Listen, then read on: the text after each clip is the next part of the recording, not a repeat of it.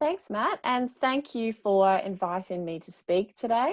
Um, I'll just share my screen. Just one moment. Let's play this.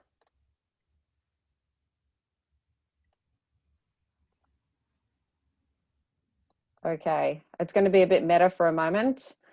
I'm going to have to just move the Zoom stuff off. I just became conscious. There we go.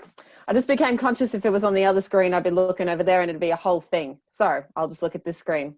Okay, so I've got 15 minutes to take you through the psychology of internet trolling. I thought the best way to do that was to basically give you an overview of the research that I have conducted in this space for the past 5 or 6 years. Now, to start, what is quite important is that I contextualize internet trolling by giving you the definition. Now, I'm not going to talk about prevalence or how bad it is and impact because I'm going to focus on the psychology of trolling. But I think what is important is letting you know how I operationalize trolling to explore it, because there are different definitions of trolling.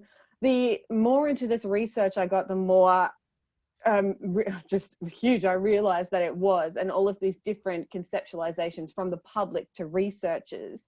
So the definition that I use for trolling, I adopted from one of the initial papers of Buckles et al. In 2014. And here the internet trolling is defined as a malicious online behavior characterized by aggressive and deliberate provocation of others. Trolls seek to provoke, upset, and harm others by inflammatory messages and posts. Now, as trolling can refer to a variety of online behavior, in some circumstances, the intent of the troll can even be to amuse others and entertain. A classic example of this was the troll Ken M, if you've ever seen any of his posts. But in my research, I explore trolling as a more malevolent behavior, whereas the intention in this behavior is often to harm others or upset others. So I'll be covering 4 main psychological variables today. The first is the dark tetrad of personality. Just briefly, the dark tetrad of personality includes trait narcissism, so being egotistic, Machiavellianism, manipulating others, psychopathy, which is being callous, impulsive, a lack of a sense of personal responsibility, and trait sadism, the enjoyment of hurting or harming others. The other trait is negative social potency. Negative social potency is the psychological term that is given to enjoying antisocial rewards. People with high negative social potency enjoy upsetting others. They like antagonizing others and causing social mayhem. I'll also talk about empathy.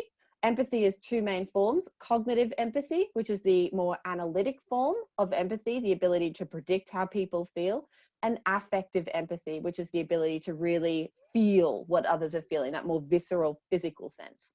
And finally, self-esteem, our own sense of self-worth. So our first paper where we explored internet trolling, this paper was initially conducted to really replicate Buckles et al. In 2014 and see if we could find what they found, essentially. So we sampled 396 adults, 76% were women, with an average age of around 35 years. Like Buchholz et al. In 2014, we found that sadism, so enjoying hurting others, and psychopathy, the sense of callousness, lack of personal responsibility, were significant predictors of trolling. Narcissism and Machiavellianism fell out. Narcissism was quite surprising. We predicted trolls might be narcissistic, but according to the results, they were not. Importantly, though, that negative social potency was very powerful. The motivation to cause social mayhem and disrupt proceedings or social proceedings was very significant. It was a very powerful predictor. Combined, the model explained 30.6% of variance in trolling, which is actually huge. It might only seem like a third, but for researchers, seeing anything over about 15% is pretty cool. So seeing nearly 31% of variance was like, great, we're onto a good thing here. So in 2017, we decided to follow this up again. This time, it was kind of spurred by, we were reading a lot of reports of people who were caught trolling who said, I didn't know what I was doing. I didn't know that it was going to be hurtful. And we thought, okay, well, since psychopathy is significant and psychopathy is generally associated with empathy deficits, perhaps these internet trolls do have an empathy deficit. They're unable to connect with others. So in 2017, we again ran a study. We did include all of the dark tetrad traits, but again, only psychopathy and sadism were significant, thereby also furthering the reliability of these two personality traits to predict trolling. And we also explored empathy, affective empathy and cognitive empathy. I'd move this little bar, but I can't, so I'll just push on. In this, we sampled 415 adults, 63% were women. This was a younger sample, around 24 years old. This time, the model explained 52.8% of variance, which was, again, huge. We're like, wow, we're really starting to get and tap into what this troll is.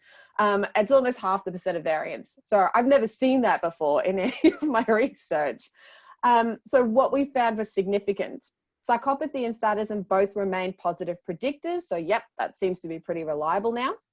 Affective empathy was a negative predictor. So the lower someone is on the ability to really physically feel and share the emotions of others, the more likely they were to perpetrate malicious trolling behaviors. Now, what was really fascinating was cognitive empathy was a positive predictor, but only if the individual had high psychopathy.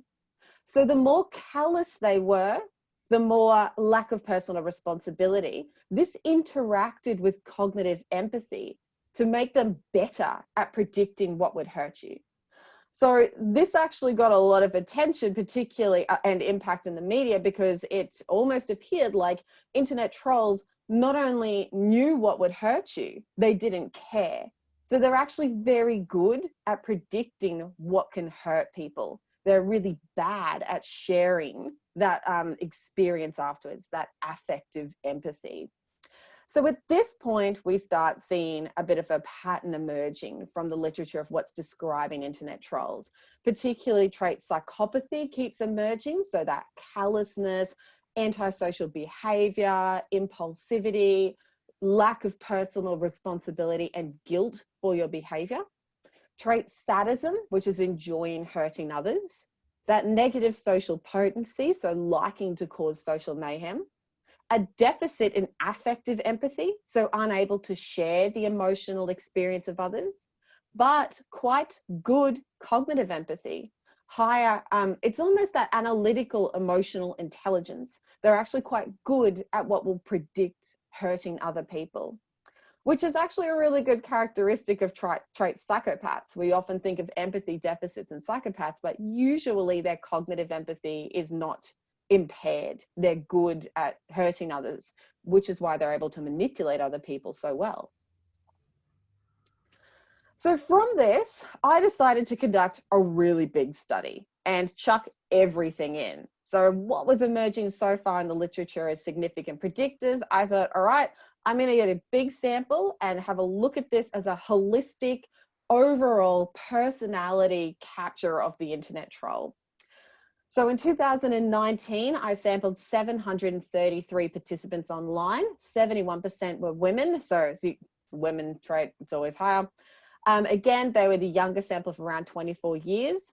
I explored a variety of predictors. In addition to exploring those original traits of psychopathy and narcissism, I even broke them down a little bit and looked at dimensions of psychopathy. So psychopathy has two main dimensions, primary and secondary. The primary psychopathy is more that emotional empathy deficits. They have interpersonal deficits. This primary psychopathy is the more charismatic, they're manipulative, but they're quite cold.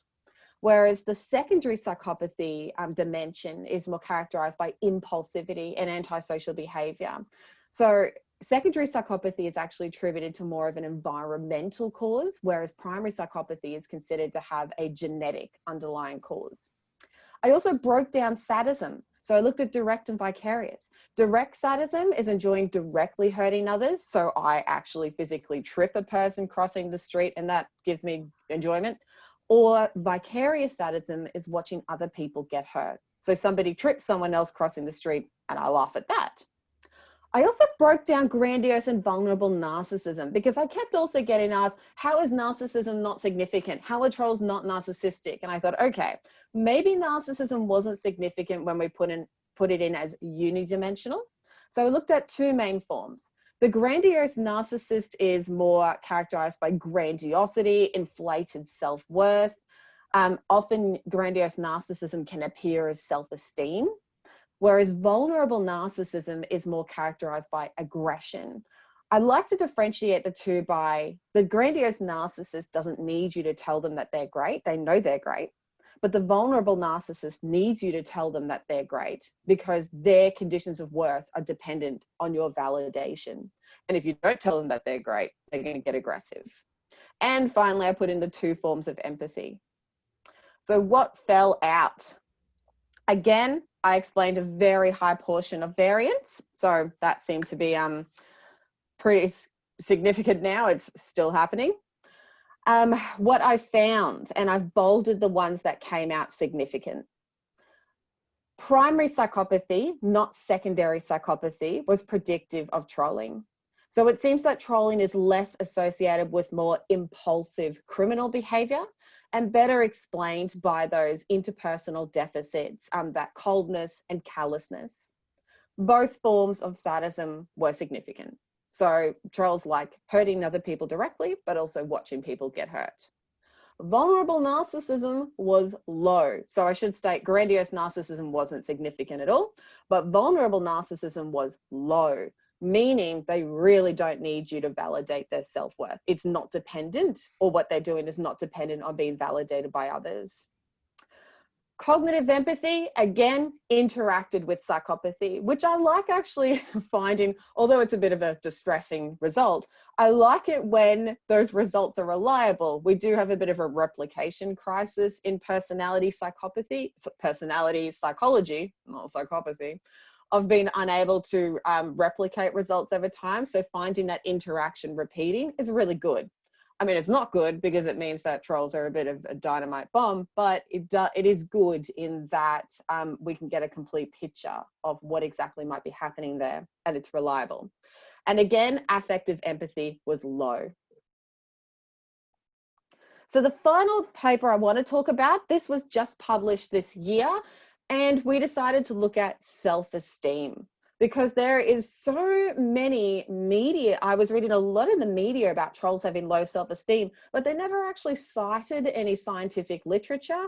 So I thought, well, let's see what the data says. So here we sampled 400 people, 68% women with an average age again of around mid-20s. This time we looked at the utility of self-esteem to predict trolling. So do trolls have high or low self-esteem? But we also explored how that self-esteem might interact with the two main predictors of sadism and psychopathy. And what we found was there was no, self-esteem was not a predictor of trolling on its own. It did not interact with psychopathy, but it did interact with sadism. And if you look at this graph here, what you can see is that on the side we have, on the y-axis, the vertical axis, we have trolling. On the horizontal axis, we have low, average, and high self-esteem. The interesting result is that dotted line.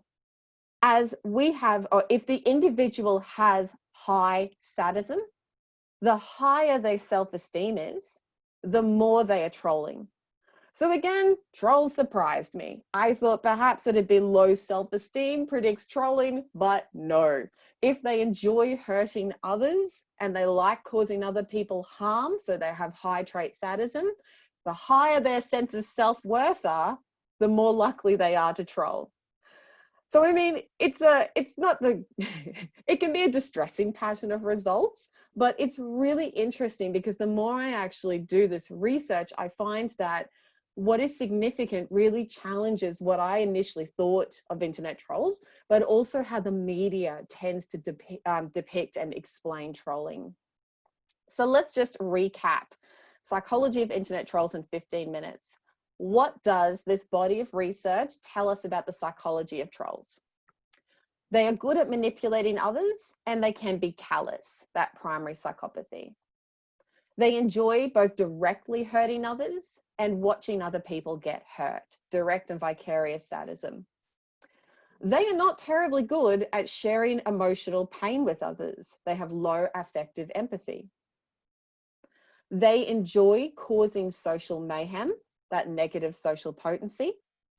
They do not have low self-esteem. Their self-worth is not low. If they have high psychopathy and high cognitive empathy, they are very good at predicting what will hurt you, and they're bad at feeling bad about it. And their ego and sense of worth is not dependent on your feedback. Telling them that you don't like what they're doing is not going to necessarily make them feel bad about themselves. And they're not doing this for validation. They have low vulnerable narcissism. And just quickly, some questions I often get asked. Gender, the jury is really out. Some studies show that men are more likely to troll than women. Other studies show that women also troll as much. So there's no difference in some studies.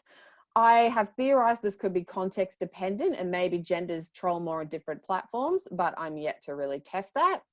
And as for age, I have never found over 6 years, 5 or 6 years of research, I've never found a significant correlation between age and trolling. Trolls seem to troll at any age. Thank you very much.